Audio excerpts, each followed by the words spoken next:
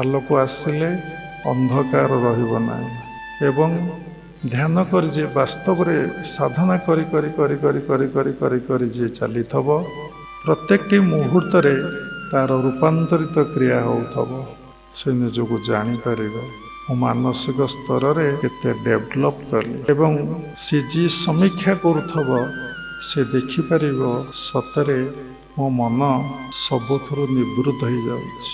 ସକଳ ସଙ୍ଗ ମୋ ମନ ମାରି ନିଶ୍ଚଳେ ମୋତେ ଧ୍ୟାନ କରେ। ସବୁଥିରୁ ମନ ମରିଯିବ। ସର୍ବଚିନ୍ତା ପରିତ୍ୟାଗ ନିଶ୍ଚିନ୍ତ ଯୋଗ ଉଚ୍ଚତେ।